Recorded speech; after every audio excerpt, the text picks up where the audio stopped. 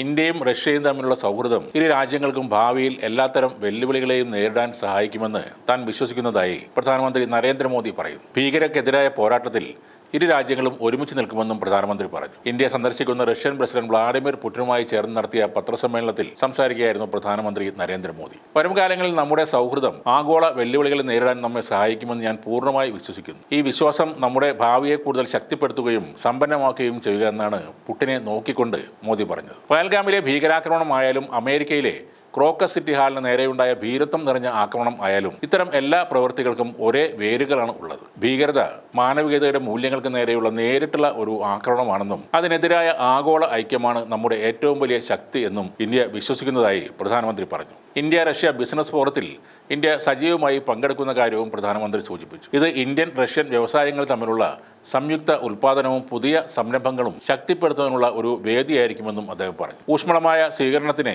Indian പ്രസിഡന്റിനും പ്രധാനമന്ത്രിക്കും Vladimir Putin തന്റെ നന്ദി അറിയിച്ചു. മോദിയുമായുള്ള ചർച്ച വളരെ ഫലപ്രദമായിരുന്നുവെന്നും സൗഹൃദപരമായ അന്തരീക്ഷത്തിലാണ് ചർച്ചകൾ നടന്നതെന്നും പുടിൻ വ്യക്തമാക്കി. റഷ്യയും ഇന്ത്യയും തമ്മിലുള്ള പങ്കാളിത്തം കൂടുതൽ ആഴത്തിലാക്കുന്ന കരാറുകളിൽ എത്തിച്ചേർന്നിട്ടുണ്ടെന്നും പുടിൻ പറയുന്നു. ഇരു രാജ്യങ്ങളും പേയ്മെന്റ് സെറ്റിൽ ചെയ്യാനായി ദേശീയ കറൻസികൾ ഉപയോഗിക്കുന്നതിലേക്ക് ക്രമേണ നീങ്ങുകയാണെന്നും പുടിൻ പറഞ്ഞു. ഇരു രാജ്യങ്ങളും തമ്മിലുള്ള വ്യാപാരം ഇനി രൂപയിലും റഷ്യൻ കറൻസിയായ റൂബിളിലും ആയിരിക്കും നടക്കുക എന്നാണ് പുടിൻ പറഞ്ഞിരിക്കുന്നത്. അന്താരാഷ്ട്ര വ്യാപാരത്തിൽ നിന്ന് ഡോളറിന്റെ ഉപയോഗം ക്രമേണ കുറയ്ക്കാനുള്ള നീക്കത്തിന്റെ ഭാഗമാണ് ഇരു രാജ്യങ്ങളുടെയും ഈ തീരുമാനം.